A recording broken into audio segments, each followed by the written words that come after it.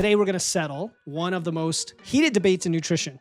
Do you actually need fiber, or is it just an outdated piece of dogma from the plant lovers? The carnivore movement is growing really fast, and I think this is an important topic because people are claiming that eliminating all plants, including fiber, has transformed their health. And they may not say you need to eliminate fiber, but they may say it's no big deal to eliminate it. And then on the flip side, we have decades of research that link fiber intake to everything from weight management to disease prevention to improved gut health, which happens to be linked closely with a lot of these positive outcomes. And what bothers me about this debate is that both sides are making claims without looking at or describing the complete picture of what fiber does to your body. Most people are thinking of fiber first and foremost as like the scrub brush. Sorry to be gross. It cleans you out, right? Keep things moving, BMs, all that jazz. But that's maybe like 10 to 20% of what's really happening when you eat fiber. And this is what I used to believe too, that it was just for being regular. But it's a lot more than that. When you consume fiber, it travels through your digestive system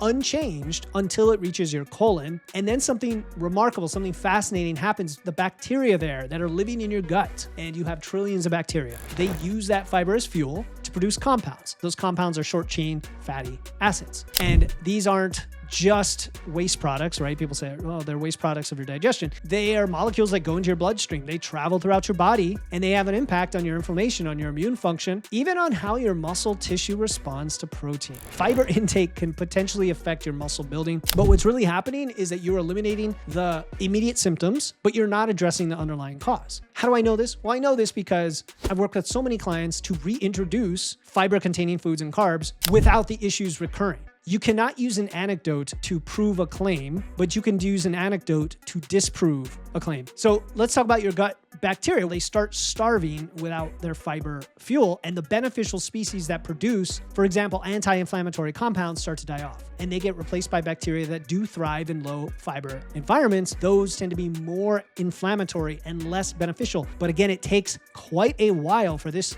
effect to accumulate. We're talking not weeks or months, but potentially years. Studies have been following people on very low fiber diets do show increased rates of cardiovascular disease, certain cancers, metabolic dysfunction over time. We are talking about 15 to 30% increases in disease risk. The compounds that are produced when your gut bacteria ferment fiber can enhance muscle protein synthesis. The beneficial bacteria break down fiber. They produce something called butyrate. And the butyrate goes in your bloodstream and has been shown to improve insulin sensitivity, specifically in muscle tissue. And that means fiber isn't just supporting digestive health, it's literally helping your muscles use protein more effectively. There's also some emerging research showing that certain fiber types can increase the absorption of amino acids. So the carnivore community's argument that you can optimize muscle growth with meat alone, I think, ignores some of these pathways. But what I want to do now is analyze or examine the arguments against fiber.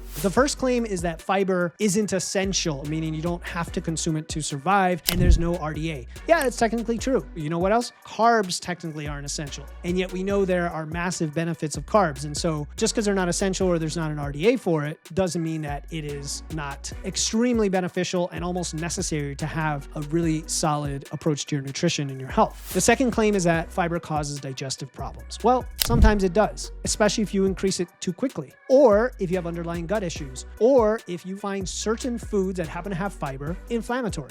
Right? You may have IBS, you may have some other bowel condition, and then absolutely you're going to be more sensitive to certain types of fiber. Not necessarily all fiber though. I know plenty of folks with IBS who they just have to be aware of what fiber works for them. And so I think the solution here, again, isn't just eliminate everything and move on with your life. It's maybe eliminate and reintroduce or identify what's causing you problems. So that's the second claim. Claim number 3 is that you can get everything you need from animals. This is maybe one of the worst claims of all of these. And I think this ignores just some very obvious nutritional gaps. And I don't know how you get around these except potentially with lots and lots of supplementation. But then your argument kind of falls flat because then you're saying that you need those things. You're just going to get them from a different source. You know, where's your vitamin C, your folate, your magnesium, the thousands of beneficial plant compounds that protect against cellular damage, you know, that aren't necessarily listed on the nutrition label, right? Yeah, you're not going to develop scurvy, but we're not optimizing for not dying of deficiency diseases. We're optimizing for peak performance and longevity, right? The fourth claim is that humans evolved eating mostly meat. Oh, these ancestral arguments, I used to fall for them when I was back in my paleo days, and people would cherry pick the anthropological evidence.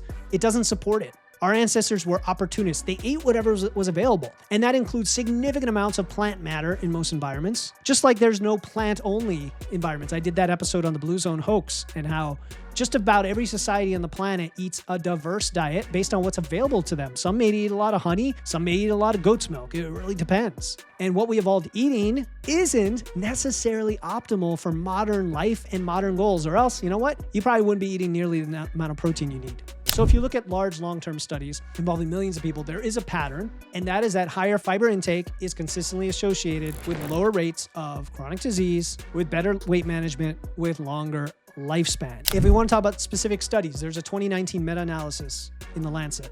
All right, a meta-analysis is a study of studies, and it found that people consuming the most fiber had a 15 to 30% lower risk of death from all causes. It's called all-cause mortality, compared to those eating the least fiber. That is a massive effect size that shows up across different populations and different study designs. You hear what I just said? People consuming the most fiber had way lower risk of death than people who consumed the least fiber.